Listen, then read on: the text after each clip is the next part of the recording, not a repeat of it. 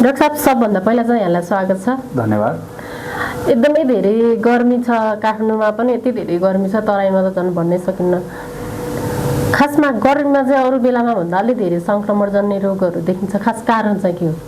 सबैभन्दा पहिला चाहिँ अब गर्मी महिनामा यसै पनि सङ्क्रमण या जीवाणुको लागि उपयुक्त समय नै पनि हो र त्यो उपयुक्त समय हुँदै गर्दाखेरि हाम्रो जुन आनी बानी छ त्यो पनि जाडोबाट गर्मीमा अलिकति बदलिने गर्दछ र विशेष गरेर हाम्रो खानपानहरू अलिकति बाहिरै अब उज्यालो पनि अलिक बढी समय हुने र खानपानहरूमा अब हामीले अलिकति बढी बिस्तारै बाहिरै बिताउने र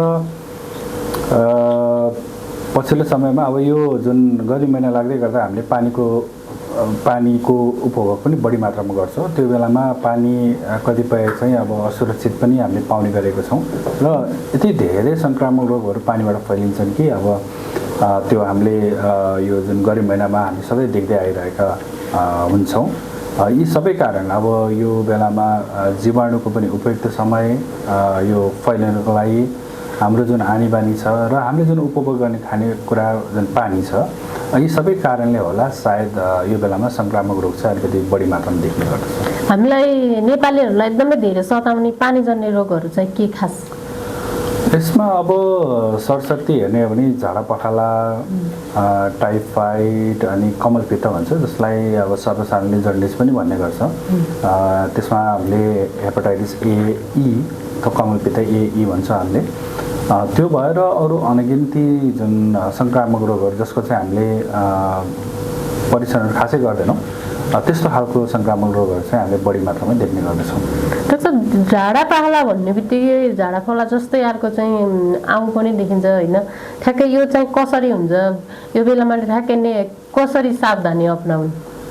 आउँको यदि समस्या हेर्ने हो भने चाहिँ मैले जहिले पनि कति बेला देख्छु भन्दा जब जाडो महिनादेखि गर्मी महिना सुरु हुन्छ त्यो बेलामा अलिकति आउँको समस्याहरू देखिन्छ। अब सामान्य भाषामा अझ रगत मासी पनि भन्ने चलन छ, त्यो अब फोहोर खानेकुराकै कारणले हुने गर्दछ। यो चाहिँ अब यसमा र झाडा पखालामा अलिकति भिन्नता भनेको यो जुन झाडा पखालामा चाहिँ एकदम तारन्तार अत्याधिक मात्रामा हाम्रो शरीरबाट यो दिशाहरू जाने भयो भने यो जुन रगत मासीहरू पर्ने जुन छ डिजेन्ट्रिया पनि भन्छ हामीले, यसमा चाहिँ त्यस्तो हुँदैन, तर तारन्तार टोयलेट गइराख्नुपर्ने अवस्था हुन्छ र त्यसको कारणले गर्दाखेरि कहिलेकाहीँ ज्वरोहरू पनि आउने, पेट दुख्ने यिनीहरू पनि हुन्छन्। तर यसको चाहिँ उपचार हामीले फेरि समयमै गऱ्यो भने अझ धेरै जस्तो त अब निजी क्लिनिकहरूमा गएर पनि त्यहाँ डाक्टर साहबलाई देखाएर पनि उपचार गरिरहेको हामीले पाउँदछौँ या गर्न हामी सक्दछौँ भन्न चाहिँ रुचाएँ।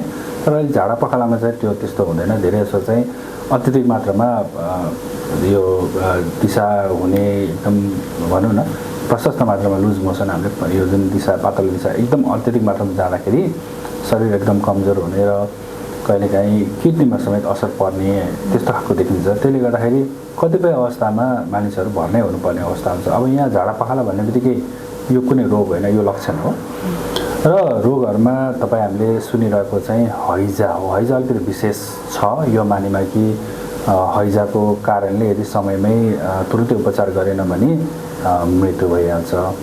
यो एकदम लामो इतिहास छ नेपालमा, तर अहिलेसम्म पनि हामीले हैजालाई पूर्ण रूपमा नियन्त्रण गर्न नसकेको चाहिँ लगभग हरेक वर्ष जस्तो चाहिँ यो हैजाको जुन बिरामी देख्छौँ त्यसबाट पनि थाहा हुन्छ। जस्तो यो हैजा भन्ने बित्तिकै काठमाडौँ भ्याली जस्तो जहाँ चाहिँ एकदम शिक्षित वर्गहरू या हामी ग्रामीण भेगभन्दा काठमाडौँलाई अलिक सुरक्षित मानिन्छ नि, काठमाडौँका विभिन्न भागमै हामीलाई हैजाले सताइरहेको देखिन्छ कि हरेक वर्षमा पछिल्लो केही वर्ष यता काठमाडौँ वासीहरूले चाहिँ किन आफ्नो खानपान या विशेष गरी पानी चाहिँ शुद्ध खाँदैनन् हो? अब यसमा यसरी बुझौँ, मैले लामो समयदेखि यसलाई नजिकबाट निहालेको पनि छु। काठमाडौँवासीकै कुरा गर्ने हो भने हाम्रो अलिकति जुन जीवनशैलीमा केही अलिकति परिवर्तन आएको छ, खास खानपानमा र त्यसमा पनि जुन स्रोतको पानीको हामी कुरा गर्छौँ, त्यो पहिला स्रोत चाहिँ खास गरी हाम्रो धारा हुन्थ्यो, सरकारले दिएको धारा र कतिपयले इनारबाट पानी ल्याउनुहुन्थ्यो। अहिले चाहिँ पछिल्लो समयमा यो अलिकति ट्रेन्ड चेन्ज भएको छ यो मानिमा कि अहिले तपाईँ जहाँ जानुहुन्छ खानेपानीको स्रोत हेर्नुभयो भने जारको पानी देखिन्छ। जारको पानी आफैमा नराम्रो होइन। हामी लगभग हामी जो कहिले पनि अहिले जारकै पानीहरू प्रयोग गरिरहेको होला मलाई जहाँसम्म लाग्छ।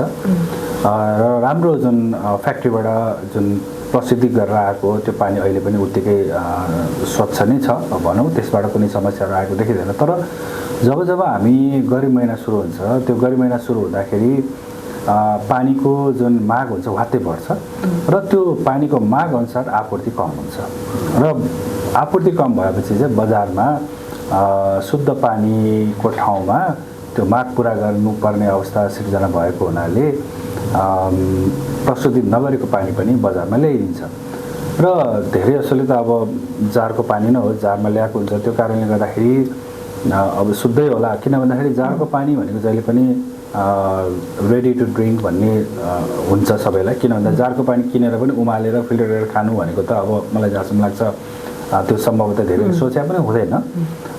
त्यही कारण हो मैले जब जुन गर्मी महिना लाग्छ र जारको पानीको जुन डिमान्डहरू बढ्छ त्यो बेलामा त्यो आपूर्तिबाट माग अत्यधिक भएपछि आपूर्ति कम हुने भयो र आपूर्ति कम भएपछि जुन स्रोत छ त्यसमा केही, अब सबैले होइन, केही जुन मानिसहरू हुनुहुन्छ, जुन व्यापारीहरू हुनुहुन्छ, उहाँहरूले चाहिँ त्यसरी जुन भनौँ प्रस्तुति नगरेको जुन पानी छ त्यो पानी ल्याउँदा बजारमा ल्याउँदाखेरि त्यहाँ चाहिँ हैजाको जीवाणु भेटेको हामी पाउँदछौँ। अब यो मैले यसको यो जानकारी प्राप्त गर्नुको कारण चाहिँ हाम्रो जनस्वास्थ्य कार्यालयहरू जुन हुनुहुन्छ, मा कार्यरत हुनुहुन्छ, उहाँहरू जब यस्तो हैजा या झाडापखालाको आउटब्रेकहरू हुन्छ उहाँहरूले चाहिँ यसको पानीको स्रोत खोज्ने क्रममा त्यसरी पनि कारबाही गरेकोहरू चाहिँ मलाई थाहा छ। त्यसले गर्दाखेरि यो एउटा चाहिँ समस्या जहिले पनि छ र अबको आगामी दिनहरूमा पनि अझ मौसम पूर्वानुमानले एकदमै गर्मी बढ्ने, पानी कम पर्ने भन्ने सायद प्रक्षेपण गरेको छ यस वर्ष। मलाई चाहिँ डर के छ भन्दाखेरि हैजा जस्तो यो जुन झाडापखाला सायद विगतको भन्दा अरू बढ्ने हो कि भन्ने मलाई चाहिँ त्यो एउटा अलिकति मनमा लागेको छ। सबैजनाले अलिकति पानीलाई शुद्ध। डाक्टर साहब, त्यसो भए चाहिँ हामीले खाने दैनिक जारको पानी पनि उमालेर खानुपर्ने हो? त्यसलाई त्यसरी भन्दैन। जस्तो तपाईँ यति चाहिँ अलिकति कन्फर्म हुनु पऱ्यो कि जुन जारको पानी जहाँबाट तपाईँले लिइराख्नु भएको छ त्यो चाहिँ सही ठाउँबाट ल्याइरहेको भन्ने कुराहरू चाहिँ ढुक्क हुनु पऱ्यो। अब कतिपय जारको पानीहरू चाहिँ कस्तो हुन्छ भन्दाखेरि थाहै हुँदैन कि कुन ब्रान्डको कहाँबाट ल्याएको भन्ने स्रोत थाहा हुँदैन, तर पनि मान्छेहरूले लिइरहेको छ। किनभने एकपटक मैले एकजना हैजाको बेलामा केही वर्ष अगाडि कुरो हो, उहाँसँग कुराकानी गर्न जाँदाखेरि उहाँले के भन्नुभएको थियो भन्दाखेरि एकजना दाइले चाहिँ जुन जारको पानी जहाँबाट ल्याइदिइराख्नुहुन्थ्यो त्यो ठाउँमा चाहिँ उहाँ कुनै कारणले गाउँ जानुपर्ने भएको हुनाले अर्को व्यक्तिले अर्कै ठाउँबाटमा यो जारको पानी ल्याएको र त्यो जारको पानी आफूलाई त्यति थाहा नभएको भन्ने कुरा गर्नुभएको थियो र पछि चाहिँ उहाँ हैजा सङ्क्रमित भएर बिरामीबाट अस्पताल आउनुभएको थियो। मैले यो एउटा उदाहरण दृष्टान्त मात्र दिएँ, तर यस्तो समस्याहरू चाहिँ आउन सक्दछ। डाक्टर साहब, त्यसपछि अब यो गर्मी महिनामा धेरै सताउने जन्डिस चाहिँ कसरी हुन्छ त दूषित पानीले गर्दाखेरि? अब यसलाई जन्डिस भन्दा पनि यो एउटा लक्षण हो। फेरि पनि अब जन्डिसकै नामले चिन्छन्, तर हामी अलिकति योसँग सम्बन्धित भएको नै यसलाई चाहिँ भाइरल हेपाटाइटिस भन्ने रुचाए। खास गरी हुन त अब जन्डिस नसर्ने रोगको कारणले पनि हुन्छ, त्यो म त्यतातिर गएन। अहिले मैले सङ्क्रमणजन्य कुराहरू त्यसमा चाहिँ विशेष गरेर चाहिँ यो भाइरल हेपाटाइटिस जसमा पानीबाट सजिलै सर्न सक्ने हेपाटाइटिस ए र ई को कुरा आउँछ भने अर्को चाहिँ त्यति साह्रो हामीले चर्चा नगरेको लेप्टोस्पाइरोसिस भन्ने पनि छ। त्यसको अलिक ढिलो उपचार भयो भने त्यसमा पनि यो जन्डिसको जुन समस्या छ त्यो देखिने गर्दछ। यसरी हेर्दाखेरि चाहिँ विशेष गरेर हामीले जुन एउटा भाइरल हेपाटाइटिस कमलपित्त भनौँ या जे भनौँ त्यो चाहिँ अब नेपालमा समय समयमा एउटा आउटब्रेकको रूपले देखिन्छ। विशेष गरेर जब वर्षाको समय आउँछ त्यो बेलामा फेरि पनि यो पानीसँग जोडेर आउँछ र पानी शुद्ध नहुँदा र त्यो पानी कन्टामिनेट हुँदाखेरि यस्तो खालको समस्याहरू आउने गर्दछ। डाक्टर साहब, यो जन्डिस र हेपाटाइटिस ए बी एउटै हो कि के हो? धेरैले चाहिँ जन्डिसलाई एउटै हो। यहाँनिर बुझ्नुपर्ने के छ भन्दाखेरि हेपाटाइटिस भाइरल हेपाटाइटिसको कारणले गर्दाखेरि चाहिँ जन्डिस जस्तो लक्षण चाहिँ देखिन सक्छ र जन्डिस देखेपछि मात्र मानिसले चाहिँ ओहो तिम्रो आँखा पहेँलो भयो शरीर पहेँलो भयो त्यो कारणले गर्दा तिमीलाई के भएको हो भनेर बल्ल उसले चाहिँ थाहा पाउँछ किनभने सबैलाई चाहिँ थाहा पाउँदैन अलिक पछिसम्म थाहा हुँदैन त्यही कारण यो एउटा लक्षण हो र विशेष गरेर भाइरल हेपाटाइटिसमा चाहिँ हामीले एउटा पहिचान गर्ने अब परीक्षणै गऱ्यो भने त थाहा पाउने नि भयो तर हेरेर चाहिँ यदि केही गरी थाहा पाउने हो भने त्यो पहिलोपटक यो आँखाको जुन सेतो भाग छ त्यो पहेँलो देखिन्छ त्यो भएपछि चाहिँ ल तिमीलाई जन्डिस भयो भनेर त भन्ने गर्दछन् तर जन्डिस आफैमा एउटा लक्षणको रूपमा लिनुपर्छ यस्तो जन्डिस अरू विभिन्न रोगहरूमा पनि देखिन्छ जस्तो यस्तै यो समयमा हामीलाई सताउने अलि धेरै सामान्य मान्नेको तर धेरैजनालाई सताउने चाहिँ टाइफाइड पनि लिन्छ कि डाक्टर साहब यो चाहिँ किन अब टाइफाइड पनि फेरि पनि अब पानी मैले फेरि भने अधिकांश पानीबाट सँग सम्बन्धित रोगहरू छन् अब देखिनेवालाहरू र टाइफाइड पनि यो प्रदूषित कारणले हो अब साल्मोनेला टाइफी प्याराटाइफी भन्छ हामी त्यो ब्याक्टेरिया हो फेरि पनि पानी शुद्ध हुँदैन मान्छेले हैन ठाउँ ठाउँमा जान्छ कुनै भनौँ न खाने ठाउँमा जान्छन् अनि त्यो पानी कति शुद्ध छ छैन भने कसैलाई त्यति मतलब हुँदैन जब पिउँछन् त्यसपछि चाहिँ टाइफाइड देखिने गरेको छ हामी पाउँछ तर मलाई जहाँसम्म लाग्छ अलिकति ट्रेन्ड चेन्ज भएको देख्छु त्यो भनेको पानीबाट छने टाइफाइड चाहिँ जुन तरिकाको जुन स्तरमा पहिला प्रकोपको रूप जस्तो लिन्थ्यो त्यो अलिक कम भएको कि भन्ने मलाई लाग्छ सम्भवतः पानीप्रतिको अलिकति मानिसहरूको चासो यो पानी उमालेको हो कि होइन फिल्टर गरे हो कि होइन भन्ने आजकल चलन छ त्यो कारणले हो कि जस्तो मलाई लाग्छ त्यसै कारणले गर्दाखेरि जुन पानीको हामीले प्रयोग गर्ने जुन पानीको ट्रेन्ड छ त्यो ट्रेन्ड पनि चेन्ज भयो क्या अब पहिला धाराको पानी हुन्थ्यो उमालेर खानुपर्छ भन्थ्यो उमाल्छ अहिले पनि उमाल्छ किनभने त्यो त्यति शुद्ध हुँदैन तर पानी कसरी उमाल्ने त शुद्ध पानी तर यता जुन जारको पानीको कुरा आयो जारको पानी अब उमाल्ने त कुरै भएन अनि त्यसपछि चाहिँ अहिले मैले के भन्छु भन्दाखेरि धाराको पानी सुरक्षित मान्ने हो भन्ने सोध्छु कि मान्ने किन भन्दाखेरि त अब त्यो त पक्कै पनि त्यति सफा सुरक्षित नहोला भनेर मान्छेले यसै पनि उमालेर खान्छन् तर जारको पानी चाहिँ पहिले नै सुरक्षित होला भनेर पिउँदाखेरि चाहिँ कहिलेकाहीँ प्रदूषित पानी पनि बजारमा जुन माग र आपूर्तिको त्यो नमिल्दाखेरि त्यस्तो आएको चाहिँ देखिन्छ त्यसले गर्दाखेरि अबको समय भनेको चाहिँ हामीले पानीको जुन सर्ने जुन सङ्क्रमणहरू छ त्यसको अलिकति स्रोत जुन छ त्यो चाहिँ फरक भएको छ र यति इजी छ क्या फेरि त्यो भनेको मान्छेले ल भनेर पिदिहाल्छ घटघट पिदिहाल्छ त्यसपछि त्यो समस्याहरू आउँछ यसको लागि चाहिँ मेरो विचारमा जारको पानी भन्ने बित्तिकै त अब कहीँबाट व्यापारीले सिल गरेर पठाउँछ त्यो त्यसको गुणस्तर नियन्त्रण गर्ने त्यो जुन एउटा छुट्टै निकाय छ उसले चाहिँ अब आगामी दिनहरू चाहिँ अलिकति तीव्रता दिनुपर्छ जस्तो लाग्छ अनुगमन तीव्रता दिने त्यसमा कसैले के बदमासी गरेछ भने त्यसलाई अब सजाय कानुन के छ दण्ड छ त्यो दिनु पर्यो होइन भने त फेरि एकपटक यस्तै सङ्क्रामक रोगहरू हैजा लगायत टाइफाइड जुन कमलपित्तको आम कुराहरू यस्तो चाहिँ देखिन सक्ने सम्भावना म चाहिँ अहिले अब आगामी दिनहरू देखिन सक्ने सम्भावना चाहिँ उच्च देख्छु हामी नेपालीहरूलाई चाहिँ पछिल्ला वर्षहरू जस्तै सामान्य भन्नेका यस्तै झाडा पखाला टाइफाइड अनि त्यसपछि जन्डिस जस्ता सङ्क्रमणहरूले अलि धेरै सताएको पाइन्छ कि डाक्टर साहब यसबाट समग्र यो तिनटाबाट बच्नलाई 1 2 3 4 के गर्ने यसको समग्र भन्नु एउटै अब उपभोग गर्ने जुन पानी र खानेकुरा छ अब खानेकुरा पनि छ तर खानेकुराभन्दा बढी पानीलाई मैले जोड दिएँ किनभने पानी चाहिँ सजिलै सरल तरिकाले सर्छ र पानी फेरि एक ठाउँमा त्यो स्रोत एक ठाउँमा छ त्यो पानी फेरि विभिन्न ठाउँमा बाँड्छन् क्या त्यसले गर्दा अब खानेकुरा त एक ठाउँमा जान्छ धेरै मान्छे बिरामी हुन्छन् त्यही बिरामी हुन्छ तर त्यो खाना त तत्काल अरू ठाउँमा त लाग्दैन तर त्यो पानीको स्रोत त कन्टामिनेट भएको पानी त अब उत्तर पश्चिम होइन अर्को ठाउँ अर्को टोल अर्को वडातिर जहाँ पनि जान सक्छ त्यसले गर्दाखेरि पानी चाहिँ एकदमै महत्त्वपूर्ण लाग्छ पानीबाट थुप्रै सङ्क्रामक रोगहरू फैलिने गरेको हाम्रो विगतको अनुभव पनि छ र अहिले पनि जे होस् देखिरहेको अवस्था छ त्यसले गर्दाखेरि पानी चाहिँ शुद्धिकरण हुनु पर्यो सबैभन्दा बेस्ट उपाय त्यो देखिन्छ र यसमा अब विभिन्न तरिकाहरू होला जसमा चाहिँ उमालेर पिउने कुरा आयो फिल्टर गर्ने पनि छ र पियुस को जुन प्रयोग पनि गरेर हामीले शुद्धिकरण गर्ने गर्छौँ अथवा यो हामीले घाममा पनि पानी राखेर त्यो निर्मलीकरण गर्ने भन्ने प्रविधिहरू थुप्रै छन्। त्यो त्यसरी गर्न सक्यो भने हामीले चाहिँ जुन एउटा सङ्क्रामक रोगहरू पानीबाट फैलिने छ त्यसबाट हामी मुक्त चाहिँ पाउँदछौँ। अन्त्यमा यतिखेर चाहिँ हामी विश्वमा चाहिँ इबोला सङ्क्रमण फैलिरहेको छ होइन, WHO ले पनि इबोलालाई अन्तर्राष्ट्रिय आपतकाल घोषणा गरिरहेको छ। खास इबोला चाहिँ के हो? इबोला अब सरसर्ती हेर्ने हो भने चाहिँ झन्डै 4-5 दशक अगाडिबाट देखिरहेको यो कुनै नौलो त होइन, तर यसको सबभन्दा डरलाग्दो पक्ष भनेको चाहिँ यसको मृत्यु दरसँग जोडेर हेर्ने हो भने चाहिँ हामीलाई डर लाग्छ।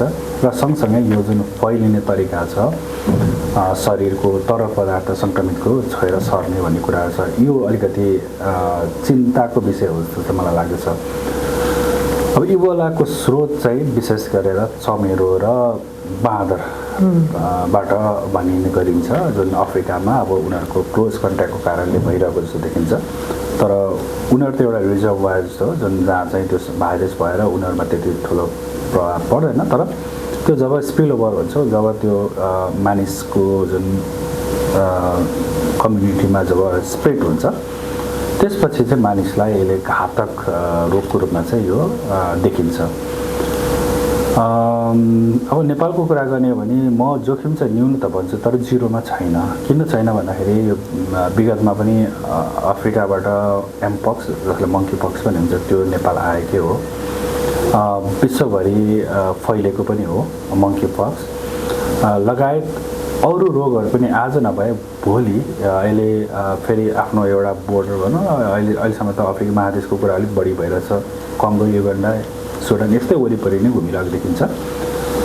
तर भविष्यमा चाहिँ यसले आफ्नो जुन भौगोलिक जुन एउटा भौगोलिक रूपमा जुन एउटा स्थिर जस्तो देखिएको छ, एकै ठाउँ जस्तो देखिएको छ, त्यो भोलि चाहिँ फैलिन सक्ने सम्भावनालाई चाहिँ हामीले नजरअन्दाज गर्नुहुन्न। खास गरी चाहिँ त्यो ठाउँमा गएर जब फर्किन्छ मान्छे त्यसपछि उसले आफ्नो ठाउँ देशमा गएर अरू व्यक्तिलाई चाहिँ सार्न सक्ने सम्भावना चाहिँ उच्च हुन्छ। त्यो चाहिँ सन् 2014मा एकजना नाइजेरियन व्यक्ति टेक्सास डालसमा अमेरिकाको टेक्सासमा आउँदाखेरि ऊ बिरामी भयो। बिरामी भएपछि उसलाई उपचार गर्ने नर्स समेत सङ्क्रमित हुनु पऱ्यो। अब यसरी चाहिँ मैले एउटा दृष्टान्त दिएँ, त्यस्तै खालको समस्याहरू चाहिँ देख्न सक्ने सम्भावना छ। र दुःखको साथ भन्नुपर्छ अहिले यो समयमा जुन इबोलाको जुन प्रजाति देख्यो त्यो खास त्यति देखिराख्ने प्रजाति होइन र कम घातक मानिएको हुँदाहुँदै अहिले चाहिँ यस्तो मजाले फैलिरहेको छ कि यो अलिकति अचम्मै पार्ने खालको तरिकाले फैलिरहेको छ। भनौँ एक प्रकारले भुसको आगो जस्तै शरीर फैलिरहेको अवस्था छ र सम्भवतः यही कारणले हुनसक्छ धेरै विश्वको ध्यान केन्द्रित गर्छ। सम्भवतः नेपाल पनि त्यसबाट अछुतो रहँदैन र त्यो बारेमा जानकारी लिनुपर्छ भन्ने मलाई लाग्दछ। र नेपाल नबिग्रनको लागि जुन जति उपायहरू पहिले विगतमा नै हामीले गरेका थियौँ त्यो उपायहरू चाहिँ अपनाउनलाई हामीले व्यवस्था गर्नु हुँदैन जस्तो चाहिँ मलाई लाग्छ। डाक्टर साहब यसको कुनै पनि भ्याक्सिन छैन हो? अब इबोला समग्रमा मैले प्रजातिको नाम भन्ने प्रजाति नयाँ प्रजाति नभनौँ, प्रजाति सन् 2007मा पहिलोचोटि, त्यसपछि सन् 2012मा देखेको थियो, तर यो घरिघरि देखिरहेको र लार्ज स्केलको चाहिँ थिएन। अब इबोलामा विशेष गरेर एकदमै धेरै मानिसको मृत्यु गराएको लार्जेस्ट आउटब्रेक चाहिँ सन् 2014-15तिर देखेको थियो। त्यो बेलामा म यही टेकु अस्पतालमा थिएँ र त्यो बेलामा हामीले तयारी गरेको मलाई अहिले पनि सम्झना छ। त्यो एकदमै धेरै मानिसलाई मृत्यु गराउन सक्षम भएको, कम्तीमा नि 11,000भन्दा बढी मानिसको मृत्यु भएको भन्ने तथ्याङ्क देखिन्छ कम्तीमा पनि। त्यो कारणले होला वैज्ञानिकहरूले पनि त्यही भाइरसको प्रजातिको विरुद्ध चाहिँ भ्याक्सिन बनाए, त्यसलाई हामीले जायर इबोला भाइरस भन्छौँ।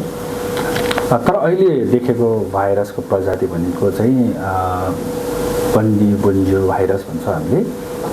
त्यो भाइरस चाहिँ पहिला पनि त्यति साह्रो एकदमै देखिराख्नु नभएको हुनाले होला सायद भनौँ वैज्ञानिकहरूको आँखामा अब यो त्यति नदेखिराख्ने, त्यति कडा पनि तुलनात्मक कडा नदेखेको हुनाले चाहिँ भ्याक्सिनप्रति जुन एउटा सक्रियता छ त्यो चाहिँ नगरेको होला जस्तो मलाई लाग्दछ। तर अहिले चाहिँ अब संसारको अब राम्रो वैज्ञानिकहरू, राम्रो युनिभर्सिटीहरू छ, अहिले यही प्रजातिको इबोला भाइरस विरुद्धको खोप बनाउनलाई चाहिँ अब एकदमै आक्रामक रूपमा लागिरहेको छ। सम्भवतः केही महिनाभित्रमै अब यसको पनि भाइरस भ्याक्सिन चाहिँ विकास हुनेमा म विश्वस्त छु।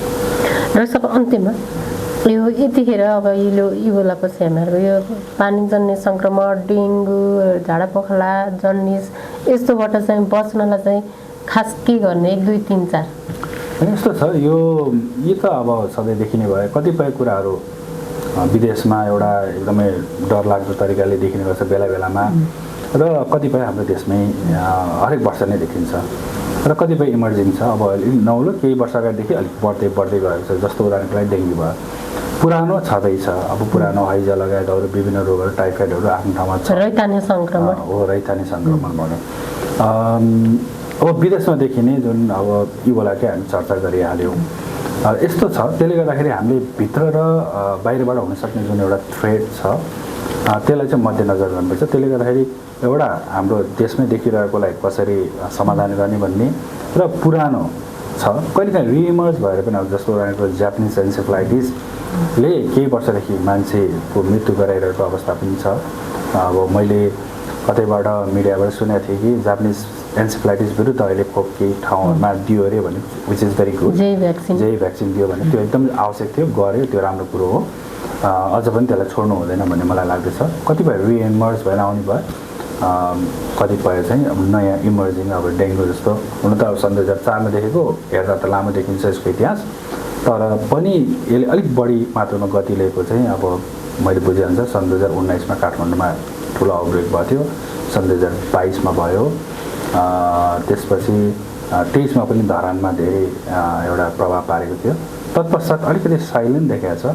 याद स्मरण रहोस् कि डेङ्गु चाहिँ धेरै जस्तो चाहिँ 2-3 वर्षको अन्तरमा एउटा आउटब्रेकको रूपमा आउने गर्दछ। त्यसले गर्दाखेरि अबको कुनै पनि समयमा आउटब्रेक हुन सक्छ। यो वर्षको ट्रेन्ड चाहिँ कस्तो छ डेङ्गु? होइन, डेङ्गु त अब त्यो फाटाफुट्टा त देखाएको छ, तर मैले भने खोजेको आउटब्रेकको रूपमा अलिक ठुलो स्तरमा चाहिँ आउन सक्ने सम्भावना छ। त्यसले गर्दा कीटजन्य रोगलाई हामीले कसरी समाधान गर्ने त्यसको छुट्टै, पानीजन्य खानेकुराबाट हुने, अब अहिले त मन्त्रालयको नाम पनि परिवर्तन भइसकेको छ, स्वास्थ्य मन्त्रालय तथा खाद्य सुरक्षा। भनेपछि खाद्य सुरक्षा भन्ने बित्तिकै यो अहिले हामीले यत्रो कुरा गऱ्यौँ, खानेकुरा र पानी, होइन? त्यसले गर्दा यो त हाम्रो वर्षेनी सधैँको ल नामअनुसारको काम गर्दै पनि म एकदमै ढुक्क हुने थिएँ। पुरानो जसै देखिरहने चाहिँ रोगहरूबाट हामी मुक्ति पाउने थियौँ भने अब अलिकति भेक्टर बर्न डिजिज, कीटजन्य रोगहरूमा डेङ्गु, स्क्रब टाइफस अलिकति हाम्रो च्यालेन्जिङ छ। त्यसको बारेमा जनचेतना हामीले दिनुपर्छ भने विश्वबाट आयातित हुन सक्ने सम्भावित उच्च सङ्क्रामक घातक रोग इबोला जस्ता रोगहरूको लागि पनि हामीले बेलैमा सोच्नुपर्छ, र त्यो नबिग्रोस् भन्नको लागि चाहिँ एउटा जहिले पनि योजना, र त्यो योजना चाहिँ पूर्ण रूपमा कार्यान्वयन गर्नुपर्छ भन्ने चाहिँ। त्यसो पछिल्ला वर्षहरूमा चाहिँ हामीलाई यस्ता सामान्य सङ्क्रमणहरूले खास किन सताएको? यो जलवायु परिवर्तनको असर हो? अब जहिले पनि केही भयो कि जलवायु परिवर्तनको कुराहरू आउँछ हो। पक्कै पनि जलवायु परिवर्तनले त धेरै कुराहरू चेन्ज ल्याएको छ, यसमा दुई मत नरहला। तर त्यसमा हामीले हाम्रो तर्फबाट पनि त्यति प्रयत्न नगरेको हो कि, स्वास्थ्यमा ध्यान नदिएको कि भन्ने छ। सायद अब नयाँ सरकारहरू आएको छ, अब स्वास्थ्यसँग सम्बन्धित कामहरू पनि अगाडि बढ्ला। जसरी अरूमा आक्रामक रूपमा अगाडि बढेको देखिन्छ हेर्दाखेरि, त्यसरी स्वास्थ्यमा पनि धेरै कुराहरू गर्न पाइन्छ। एउटा उदाहरणको लागि टेकु अस्पताल, जुन शुक्लास ट्रपिकल तथा सर्वरोग अस्पताल, यो 90 सालमा बनेको होइन, अब अहिलेसम्म त्यही अवस्थामा छ। भौतिक भनौँ संरचना, यसलाई पनि एउटा अलिकति स्तरोन्नति गरेर अलिकति विश्वमा अलिकति देखिरहेको जुन घातक रोगसँग पनि लड्न सक्ने खालको एउटा अवस्थाको अस्पतालमा परिणत भइदिए अझ राम्रो हुन्थ्यो भन्ने चाहिँ मलाई लाग्छ। अब यो भइदिए राम्रो। त्यसले अनुसन्धान केन्द्र स्थापित गरेर नयाँ नयाँ रोग पत्ता लगाउने अनि कसरी त्यसबाट बच्ने उपायहरू भयो, यस्तो कुराहरूको आफ्नै नेपालमा भएको रोगको आधारमा नयाँ नयाँ नीति निर्देशिकाहरू बनाउने, गाइडलाइन्स प्रोटोकलहरू भयो, यस्तो गर्न सक्यो। त्यस्तो खालको चाहिँ एउटा अनुसन्धान केन्द्र अहिले अलिकति पछिल्लो समयमा CDCको कुराहरू पनि यहीसँग जोडेर आएको छ। भइदियो भने सायद हामीले 21औं शताब्दीमा जुन अहिले देखिरहेको अवस्थाहरू छ त्यस्तो रोगहरूसँग चाहिँ, खास बाहिरी जुन रोग देखिरहेको छ त्यसबाट चाहिँ हामीले बच्नलाई धेरै मद्दत गर्न सकिन्छ भन्ने चाहिँ मलाई। अरू रोगहरूमा जस्तो यो सङ्क्रमणजन्य रोगहरूमा त त्यति धेरै बिरामी सिरियस भएको पाइँदैन डाक्टर साहब? तर धेरै सताएको पाइन्छ होइन। यस्तोमा यसको उपचारमा चाहिँ कतिपय हस्पिटलै नआउने, घरमै गर्ने, अझै त्यतिमाथि चाहिँ आफू खुसी एन्टिबायोटिक्स किनेर खाने पनि चलन छ। समग्रमा भन्नुपर्दा सङ्क्रमणजन्य रोगहरूमा जस्तो झाडा पखला, जन्डिस यस्ता टाइफाइडहरू या त्यही माथि आयो जन्डिस के अरे डेङ्गु, यस्तामा चाहिँ एन्टिबायोटिकको प्रयोग गर्न कतिको उपयुक्त हुन्छ? त्यही कारणले एन्टिमाइक्रोबायल रेसिस्टेन्स एएमआर भन्छ हामीले, त्यो समस्या नेपाल मात्र होइन विश्वव्यापी नै छ र नेपालले यो बारेमा ठोस कदम चाल्नुपर्ने हो। त्यो अहिलेसम्म त्यति पर्याप्त मात्रामा देखाएको छैन, जसले गर्दाखेरि चाहिँ हामीसँग भएको अहिले पछिल्लो जेनेरेसनको एन्टिबायोटिकले पनि कहिलेकाहीँ काम नगर्ला कि नगरेको कि भन्ने त्यो खालको पनि अवस्था छ। यसमा त अलिकति म्यानेजमेन्टको कुराहरू बढी छ। अब सम्बन्धित निकायले यो बारेमा अलिकति जनचेतनामूलक, किन भन्दा यो भनेर पनि त्यति सहज छैन, कसैले गर्दैला भन्ने कुरा होइन। यो त हामी आफै नै होइन, अब नागरिकले नै सचेत भएर गर्नुपर्ने भएको हुनाले हामीले यो जुन नागरिक सचेतनाको जुन कुराहरू गर्छौँ त्यो चाहिँ एकचोटि मैले गरेँ वर्षमा 1 हप्ता एन्टिमाइक्रोबायल रेसिस्टेन्टको एउटा एक हप्ते हुन्छ यो बारेमा भनौँ सप्ताहव्यापी दिवस मनाउँछौँ। त्यतिमै अलिक सीमित भएको देखिन्छ। यो त कन्टिन्यू हुनुपर्छ जस्तो छ मलाई। भनेपछि यस्ता सङ्क्रमणहरूमा चाहिँ एन्टिबायोटिकको प्रयोग गर्न त्यति उपयुक्त होइन। जहिले होइन, त्यो अब परीक्षण गरेर वा डक्टरको सल्लाहमा मात्र गर्दा राम्रो हुन्छ। आफै जाने आफै किन्ने, अहिले त सानोतिनो हाछिउ कोही लगायो भने एजिथ्रोमाइसिन किनेर खाने चलन छ। सबैले जानेको मेडिसिन हो त्यो कारणले गर्दाखेरि त्यो हुनु भएन। त्यसरी गर्दाखेरि भोलि त्यही औषधिले काम नगर्न सक्छ र हामी सानाभन्दा सानो रोगबाट चाहिँ हामी अरू जटिल अवस्थामा जानुपर्ने अवस्था चाहिँ आउँछ। हुन्छ, थ्याङ्क यू डाक्टर।